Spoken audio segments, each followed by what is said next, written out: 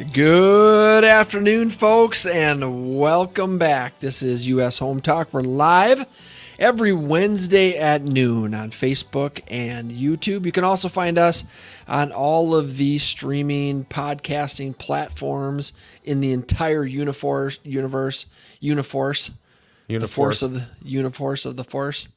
Yep. Give them our MySpace handle so they can find us there too, Jason.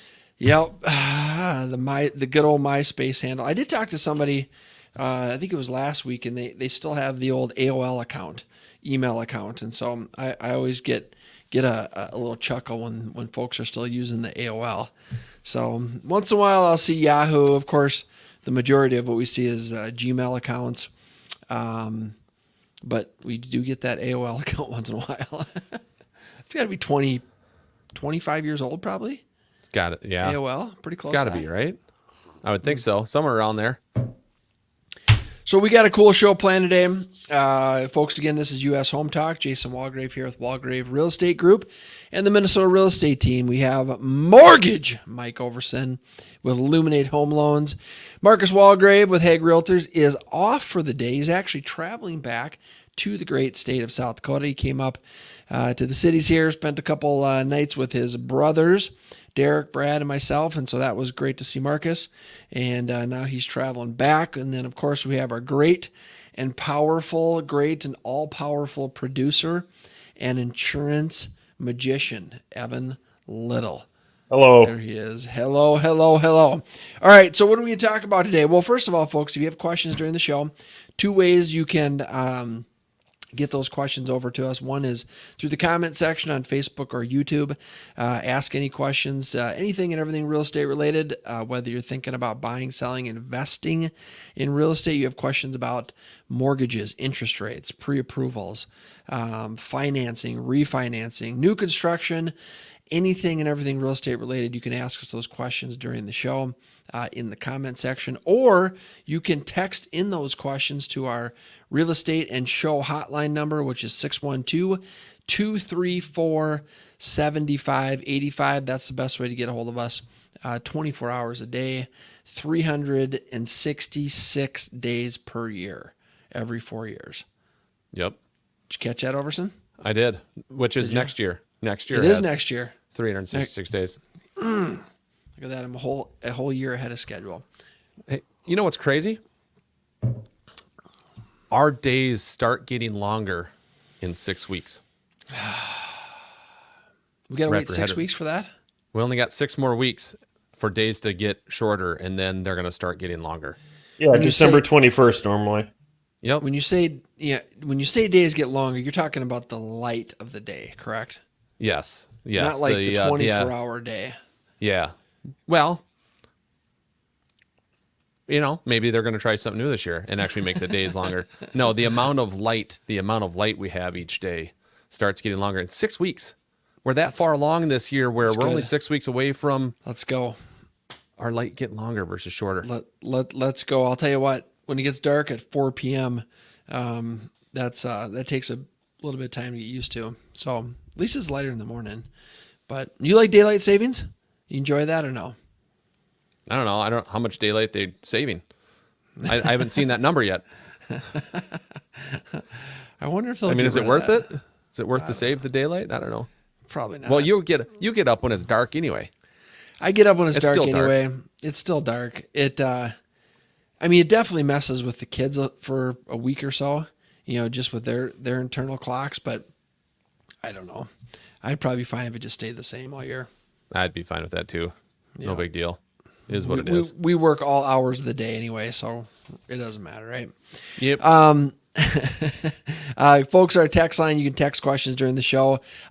Also, this is our 24-hour real estate hotline number as well. It's 612-234-7585.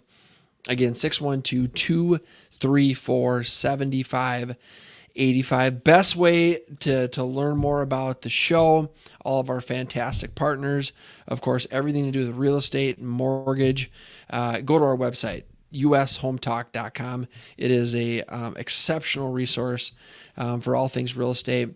We've got the website rebuilt just a few months ago, so we're pretty excited about it. It's pretty fantastic. It's definitely more up to date, way more up to date than our last one. So make sure you guys check it out. And then of course, we will on all the streaming platforms after the show. You can catch all of our shows via podcast. So today we're talking about, this is kind of cool. So this article came out in Builder Magazine just October 27th of this year by Heather Wright. And this is pretty cool. 10 design regrets from new build homeowners. So folks that just built a new home and maybe they've been living there a year or more and they've got some regrets. And so she goes through the 10 design regrets from new build homeowners. And I definitely relate to a number of these. And Mike, I think you will too. All right. So you build a house, maybe it's a custom built home, maybe it's a semi-custom built home, but it's new construction. And there's a lot that goes into building a new home, from your selections to the designs to landscaping and all of these different things. It can be a bit overwhelming. It's an exciting process because you're building a house that no one else has lived in, right? You're the first one to own and live in that house. But this article kind of goes through 10 design regrets that these new home or new build homeowners have had. We're going to start at the top. Number 1 on our list here. Laundry room is lacking. Laundry room is lacking. So what does that mean? Oftentimes, we get laundry rooms that are too small, and they're missing countertop space. They might be missing that sink. They might not have a window in them. And so what they're talking about here is some of the regrets that new home buyers are having is that space is kind of it's left without enough thought. And so bigger is definitely what most of these folks are talking about, because you gotta have space to do the laundry, to fold the laundry, to hang the laundry, make piles of laundry, and maybe you want 2 washers and 2 dryers in your laundry room. Maybe you want some extra open space to be able to work on. Maybe you're going to work on some craft stuff while the laundry is going. And so I've seen some really cool laundry room designs in the last number of years. The laundry room is also an area that I think you can get super creative with designs. So maybe the flooring, you're doing something a little wild, or the wall color, or it can be a space that really the only folks that are going in the laundry room are the people probably living in the house. So you can get pretty wild and creative with those designs. Mike, what do you think? Well, how many times you going in your laundry room a week, Jason? I go in my laundry room. I wash and dry at least 8 to 10 loads per week. I mean, I'm in my laundry room every single day. Yeah, not me so much. I go in the laundry room just to take laundry from our main bedroom hamper and put it in the main area there so it can get attended to. You got a pretty good gig there, man. I'll tell you what. I got it easy on the laundry side of things, absolutely. So, but you look at the space. I mean, you look at our last house. Our laundry was in the entryway, right? You would walk in basically the mud room from the garage, and the laundry is there, and you got a coat rack, and you got a coat closet, and you got all the shoes piling up there and stuff. I mean, just what a pain in the butt to actually get some laundry done. Oh yeah. And so the laundry room is one of those things that's probably overlooked, like you said, a lot. But once you have a room with some space and you can get some stuff done in, it's one of those things that you'll never live without again. You're absolutely correct. And that's a pretty common design that they, for 10 or 15 years, they're putting those laundry rooms right off of the garage, right? So they did the mud room combination laundry room. And I mean, what a terrible place to put the laundry room, right? Yeah, it just doesn't work. It just doesn't work. There's already so much stuff in that area anyway. So our rule, or kind of how we do things in our house is, for the kids is, look, I'm like, well, for the 3 kind of older ones. They're 7, 9, and 10. So Eliana, Theodore, and Joseph, I'm like, all right, here's the deal, kids. I'm going to wash and dry all your clothes, right? And then I'm going to put them in a gigantic pile in the laundry room.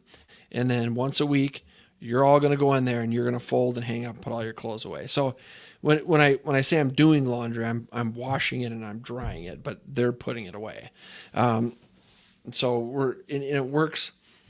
It usually works, but but there's some fighting going on much of the time too. So, but yeah, laundry rooms. The other thing they talk about in this article is it's important to have the laundry room on the same level as the bedrooms, specifically the main bedroom or the master bedroom, right?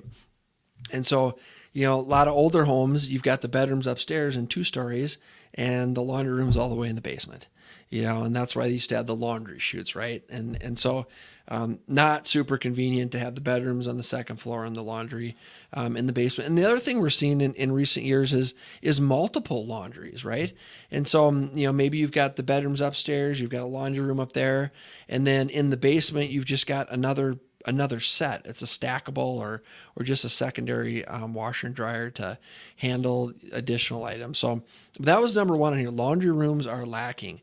Number 2, keep leftover materials. A lot of homeowners, new build owners, homeowners, they're just getting rid of everything. And so, if you have an opportunity to keep some extra tile, some extra, even a little bit of extra carpet, paint, grout, some trim, some different things like that.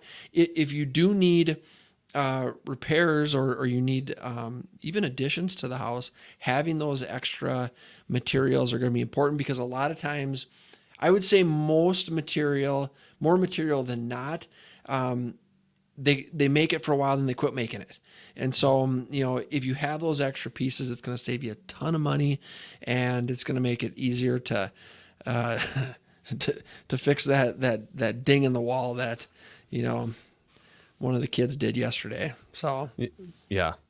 Or fix the entire wall that they've now ruined, over the last couple of years, or the entire strip of trim, along your living room that seems to be the backboard for all their toys and trucks and stuff that they're slamming up against it.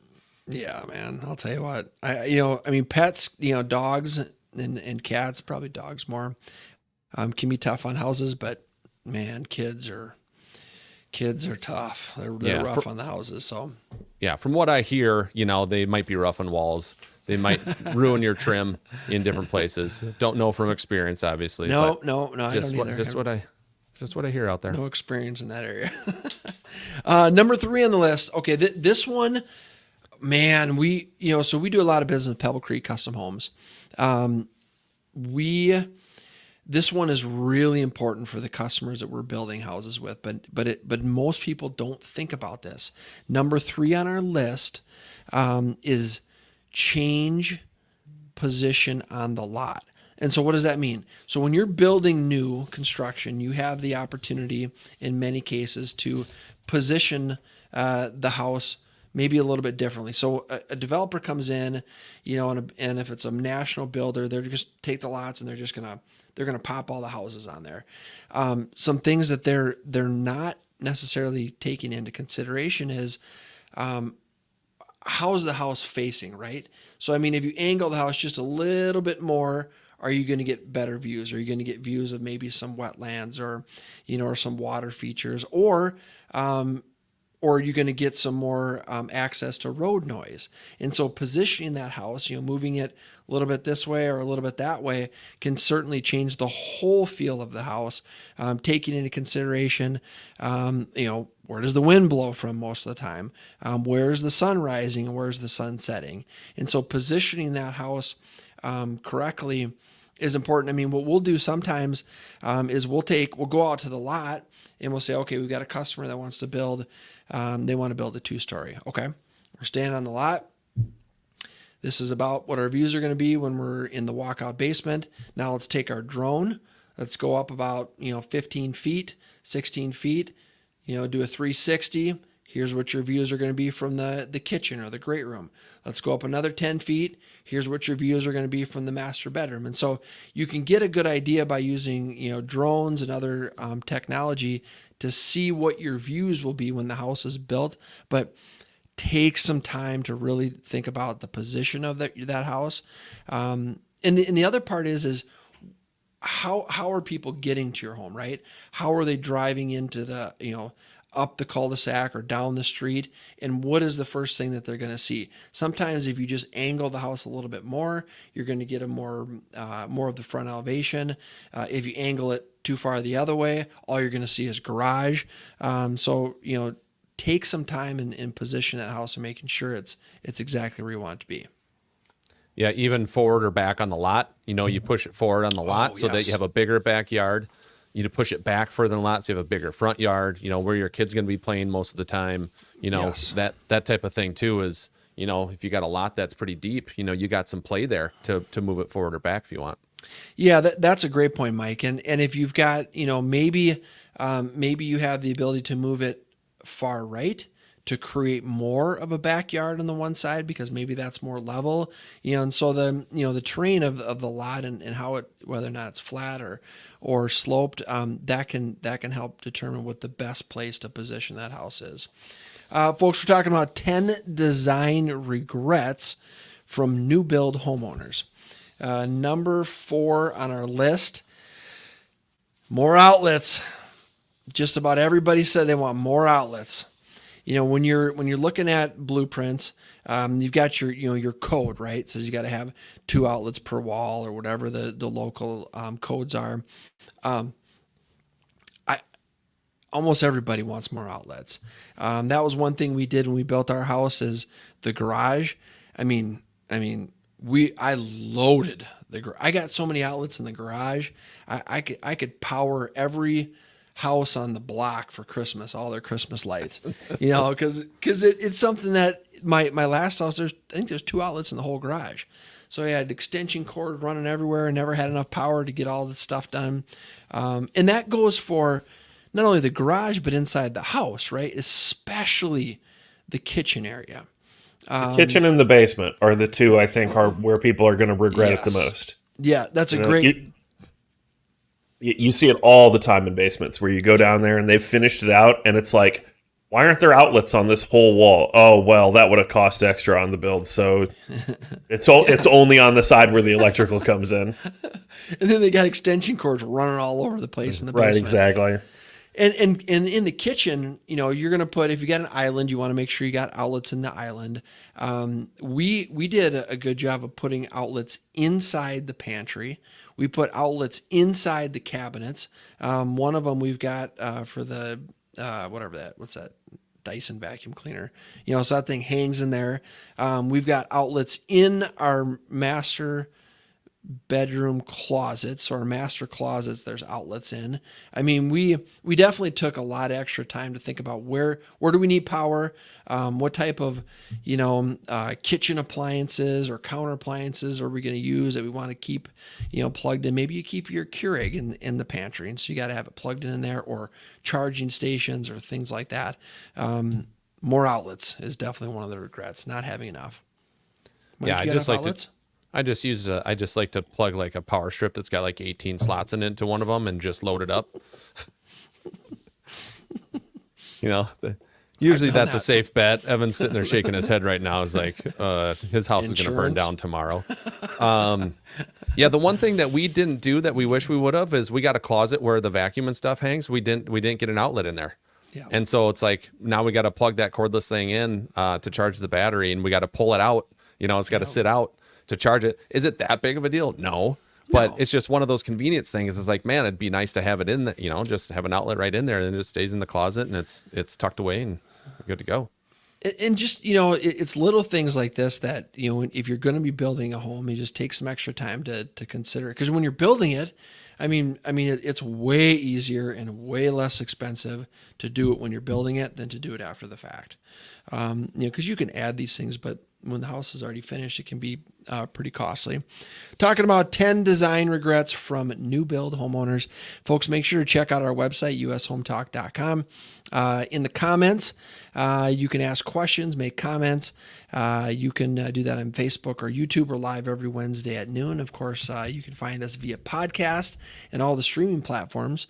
After the show, our real estate hotline number, which is a 24-hour real estate hotline number, is 612-234-7585. You can call us at that number anytime. Connect with Mike, myself, Marcus, Evan, all of our fantastic partners. And it's also our text line during the show. If you have questions, you can text in questions to the show as well. All right, back to our 10 design regrets. Number 5, better kitchen storage. Okay, and this isn't necessarily talking about having a bigger kitchen or having more space for storage, but having more thoughtful kitchen cabinetry. And so cabinets that are designed for your pans, pull out drawers that are organized for all your utensils.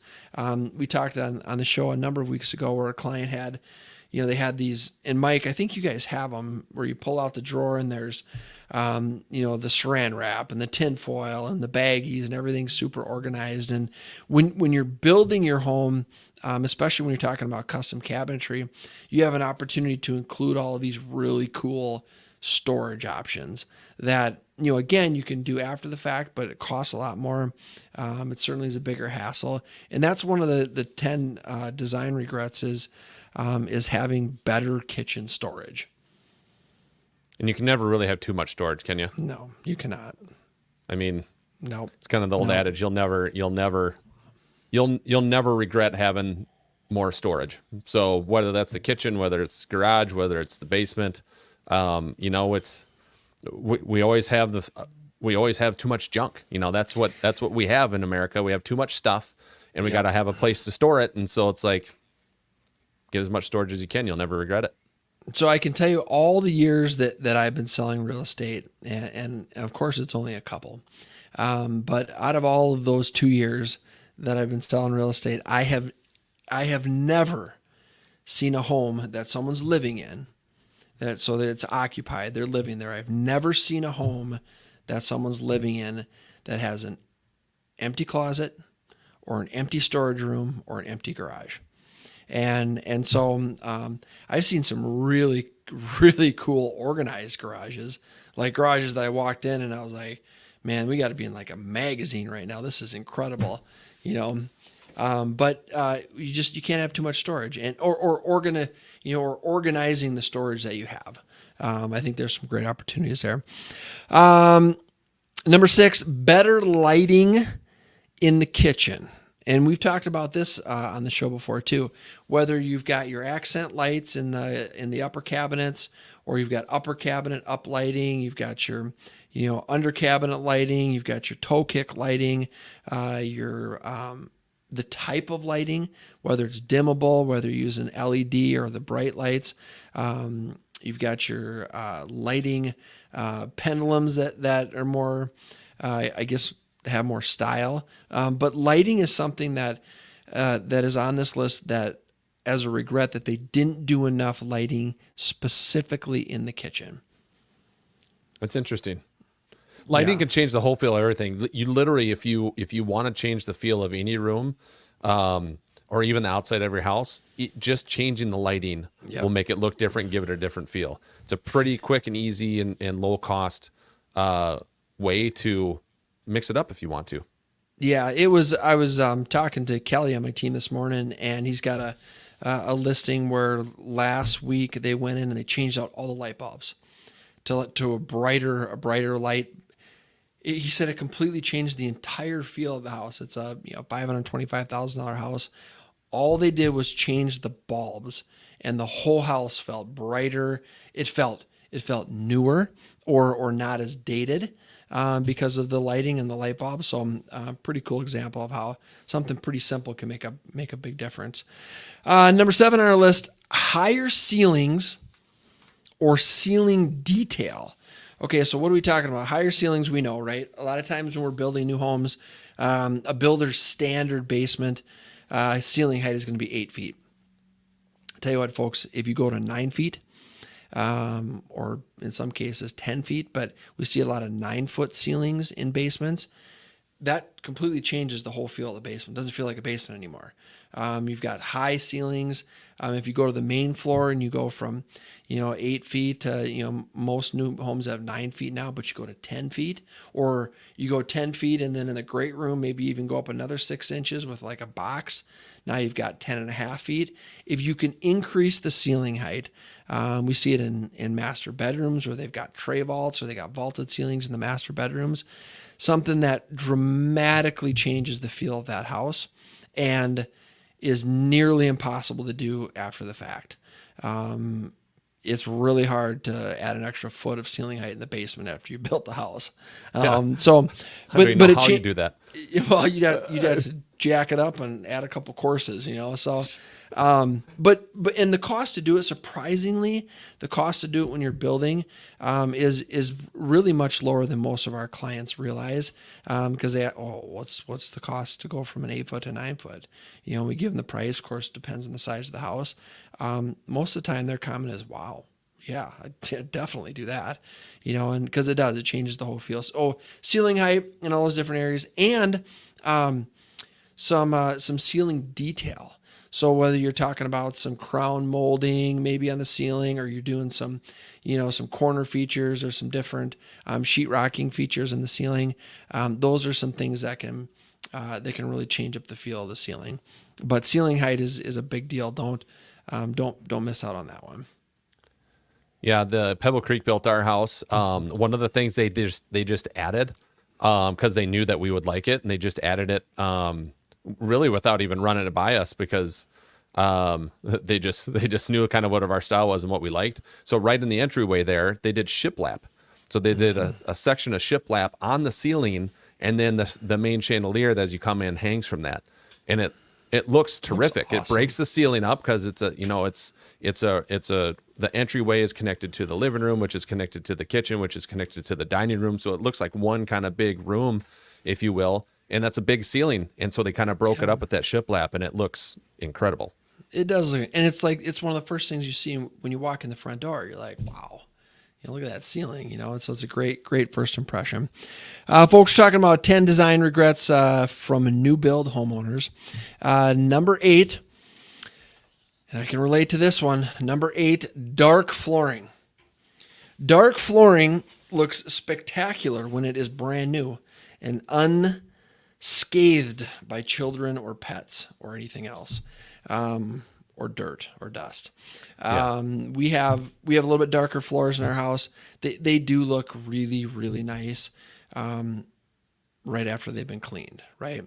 But they do collect, or you see more, dust and, and dirt. And so the dark flooring is on this list of 10 regrets because it looks great at the selection place, at the flooring store, right? Where it's, it's polished and it's all new. And, but dark flooring also can show, some more scratches and some more dirt and some more living, if you will, than some of the lighter flooring.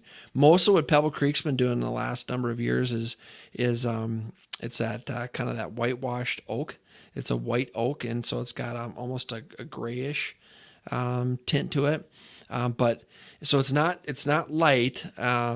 It's definitely not dark, but it holds up well. It looks really, really good. And that is one of the regrets on our 10 regrets here is dark flooring. Number 9. Well, this kind of goes, we touched on this a little bit when we started, but number 9, having a mudroom or more functional foyer. Okay, so what is a mudroom? The mudroom, folks, is that area that you've got an attached garage, you come into the house from the garage, and now you're in what we call the mudroom. A lot of times mudrooms are, it's just a little space and that's it. And then you transition into the hallway to the foyer or to the kitchen. But you got to keep in mind, what are you doing when you're coming in from the garage? You're taking off your shoes, taking off your boots, taking off your coat, your book bags. You've got all this stuff, right? And so one of the regrets on here is not having enough function in the mudroom, meaning maybe some built-in lockers, some drawers, some cabinets, some things to store those things when you're coming off the garage. And I've seen some of the newer homes with foyers, like a whole nother level foyer. It feels like it's not even part of the house. You're like garage, and then you go into the foyer, and the mudroom, and it's got a sink. It's got like in the corner, a dog shower where you bring your dog to clean it out before you bring it into the house. I've seen washer, like stackables, as a secondary washer and dryer unit right in that mudroom, because you're dirty and you just throw the clothes in there. So that's number 9 on the list, is not wanting a more functional mudroom. So you guys got stuff in your mudroom? I mean, we got so much stuff. I mean, think about it. So it's winter. It's winter time, right? We got a family of 6, right? It's winter time. Let's say we are all outside doing something. We're sledding down the backyard, whatever, right? Everyone's got snow pants, boots, jacket, hat, gloves. Now you got to try to get 6 people in from the garage into this mudroom, and they're all taking their stuff off at the same time. They're all trying to get their boots off at the same time. I mean, you need some space for that, right? I mean, imagine if your mudroom was just, a 3x3 or a 4x4, room there. You're not going to cram that many people and all that stuff in there. So having lockers, having hooks for coats and stuff, having some drawers to put things in, that's all great. But even just having space so humans can function as they come in, if you're all outside doing something together is pretty big.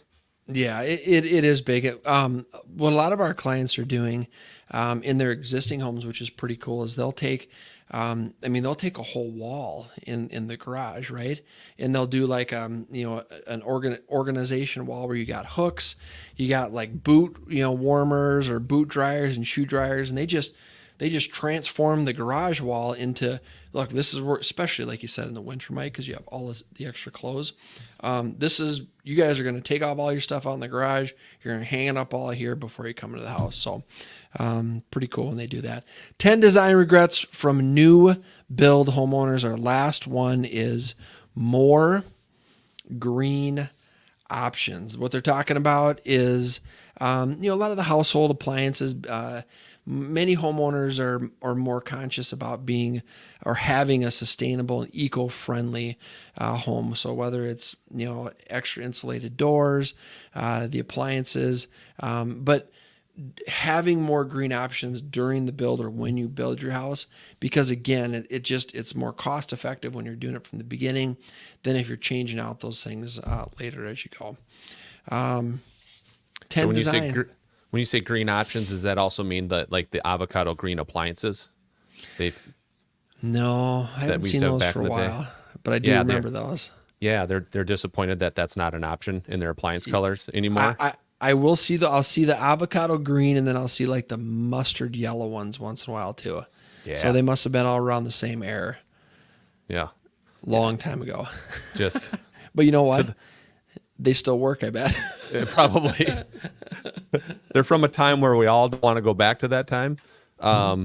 But it's impressive that they're still around, like you said, because they don't build them like that anymore. No. They build them. I feel like they build appliances to last like 8 to 10 years, and they kind of take a poop and gotta go get a new one. Job security. It's job security right there. Exactly. Repeat customers. All right, folks, we appreciate you tuning in today. Best way to get a hold of us, of course, is our website, ushometalk.com. We're live every Wednesday at noon via Facebook and YouTube, and then we stream on all the podcasting platforms. After that, our real estate hotline number, 612-234-7585. That's 24 hours a day. 365 days a year. You can call us and we'll connect with all our fantastic partners. Jason Walgrave here, Mike Overson, Evan Little. We appreciate you tuning in, and we'll be back next week.